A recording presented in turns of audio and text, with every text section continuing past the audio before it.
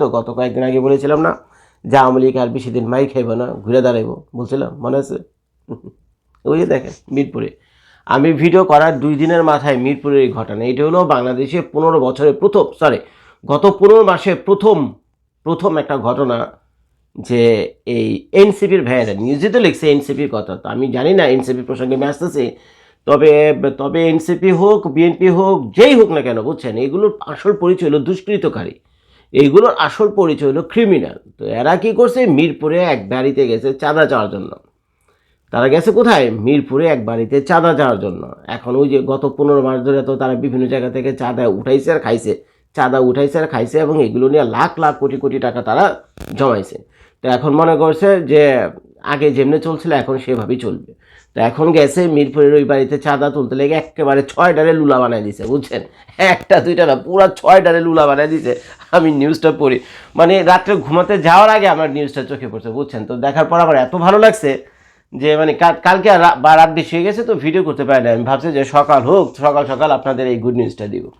এই যে এখানে লেখা আছে না, মিরপুরে এনসিপি নেতাকর্মীর উপর হামলা। আচ্ছা, লিখছে কি, তারপর আবার দেখেন কালবেলা নিউজ আবার কি করছে, বড় করে এনসিপির লোগোটোগো দিয়ে দিছে যাতে কারো চিন্তা অসুবিধা না হয়। মানে এনসিপির 6 জন নেতা কর্মীকে লুলা বানিয়েছে, এর জন্য কালবেলা মনে বহুত খুশি, নিলে এত বড় লোগোটোগো দেয়া এই নিউজ।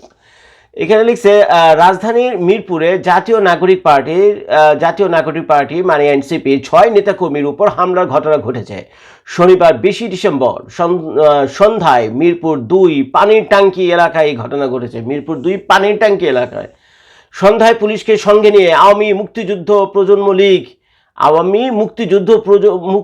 প্রজন্ম লীগ নেত্রী হোসনে আরা সাদিকের বাসায় যান স্থানীয় এনসিপি নেতাকর্মীরা। এই সময় এনসিপি নেতাকর্মীরা হামলার শিকার হন। হামলায় অন্তত 6 জন লুলা হন।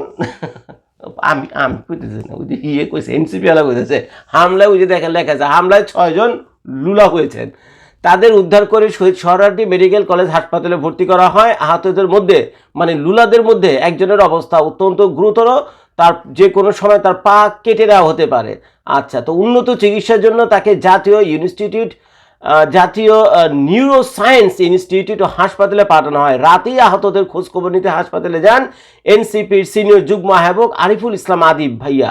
এই সময় তিনি হামলার ঘটনায় পিচ্চি কামালে জড়িত থাকার অভিযোগ করেন এবং তাদের দৃষ্টান্তমূলক শাস্তির দাবি জানান।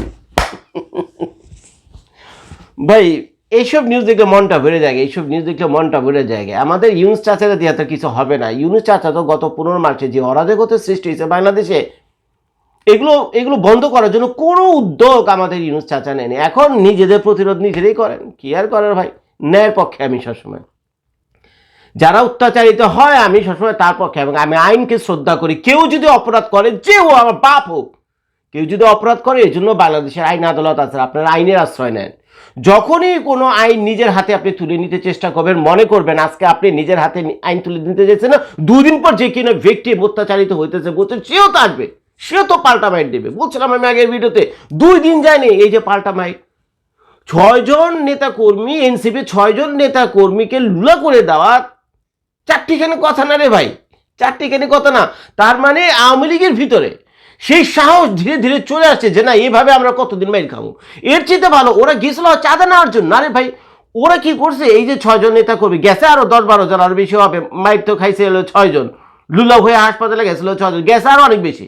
এরা কি করছে, স্থানীয় যে পুলিশ স্টেশন রয়েছে তারা থানার সাথে গিয়া কি করছে আর কি, কনস্পিরেসি করছে, বুঝছেন। থানাতে গিয়ে কইছে যে ওই বাড়িতে আওয়ামী লীগ নেত্রী আছে, তার কাছে 50 লাখ টাকা চাইছি, বুঝছো তো, 50 লাখ টাকা গেলে থানায় দেবো 30 লাখ টাকা, আমরা ভাগ বাটোয়ারা করবো 20 লাখ টাকা। তো এখন ওই নেত্রীর কাছে গেছে, আওয়ামী লীগের ওই মুক্তিযুদ্ধ বিষয়ক নেত্রীর কাছে গেছে সেই পয়সা চাওয়ার জন্য 50 লাখ টাকা। আমি বলতেছি, বিশ্বাস করেন ঘটনা যদি ইনভেস্টিগেট হুবহু এটাই হবে।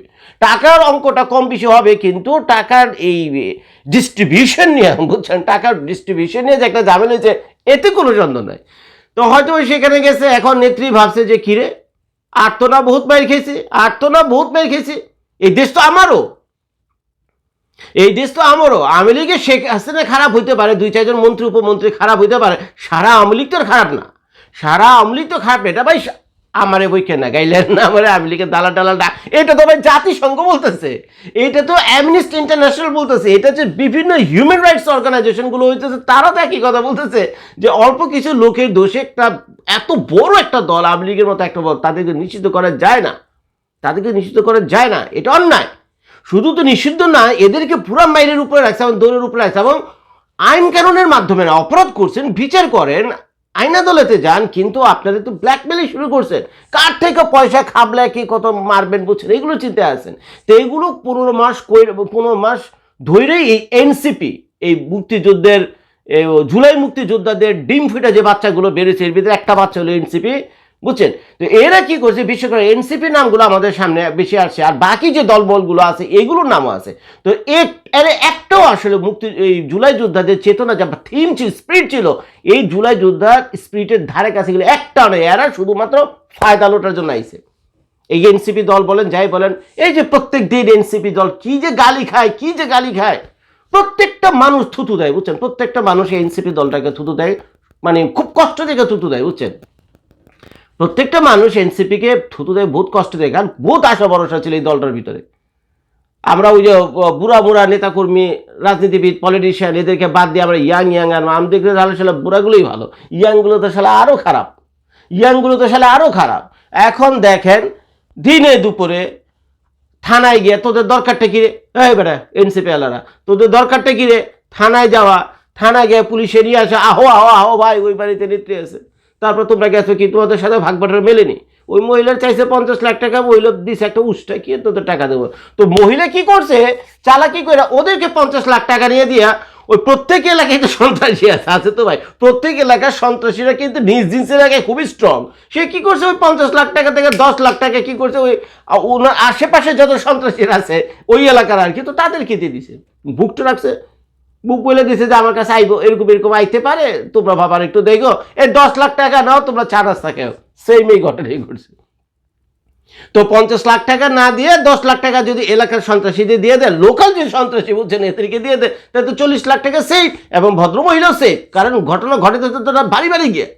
এখন গেছে পুলিশটা তো যাওয়ার ফলে এখন পুলিশ তো বুঝছেন, পুলিশের তো সেই আরই নাই, সেই মোরালিটি তো নাই পুলিশেরা, পুলিশ নিজেও জানে পুলিশ নিজে চোর, পুলিশ যে নিজেও জানে, পুলিশও যে পুলিশের তো মোরালিটি থাকে না, পুলিশ নিজেও বুঝতেছে যে আমি একটা অন্যায় কাজ করার জন্য সেখানে চাইতেছে। তো যখনই গেছে এই বাড়িতে চাঁদা তোলার জন্য, ওই তখনই যা লোকাল যে সন্ত্রাসীরা ছিল, তারা ওই সেন্ট্রাল সন্ত্রাসী, একটা তো সেন্ট্রাল সন্ত্রাসী যারা সেন্টার থেকে এসে এনসিপি, আর হলো কিছু আছে লোকাল সন্ত্রাসী, এরা গিয়া তো হাতে যা কিছু পাইছিল, দাও কুড়া লাঠি ঠ্যাঙ্গা বুঝছেন কোদাল বইটা যা কি যা চলবে, এমন পিটাইছে। রাত্রে যখন এই নিউজ, আপনারা এই ধরনের ঘটনা শুনলে আপনারা মন খারাপ থাকে সচরাচর, আমার বুঝছেন, সচরাচর মন থাকে যে কারে মারপিট কার পছন্দ, কিন্তু এই ঘটনা দেখার পর আমার আসলে খুবই ভালো লাগছে যে না, আমি এখন আওয়ামী লীগের এটা মানে এটা আওয়ামী লীগের নেত্রী বা কর্মী বলে কোনো কথা না, যে কোনো ব্যক্তির বাড়িতে আপনারা যদি জোর করে এভাবে চাঁদা আনতে যাইতেন এবং মানুষকে হেনস্থা করতেন, মানুষকে ডিস্টার্ব করতেন, অশান্তি তৈরি করতেন, বুঝছেন, তো যে কোনো সাধারণ মানুষ এগুলো শুনে কী হবে, এই হাসবে, এই আমার মতো হেসে হেসেই ভিডিও করবে, বুঝছেন। তো ওরা গিয়া কী করছে, এই যে 10-12টা গেছিলো এনসিপির, এর ভিতরে 6টারে লুলা বানিয়ে দিছে, বুঝে দেখেন বিশাল বড়। কালবেলা থ্যাংক ইউ কালবেলা বড় একটাই করে দিছে, লোগোটুকু বানিয়ে দিতে, কি সরবের সরব, কি দরকার পড়ছে তুমি এনসিপি আলা ভাইটা, তোমাদের কি দরকার পড়ছে পুলিশের সাথে গিয়ে ওই মহিলারে ধরতে যাওয়ার?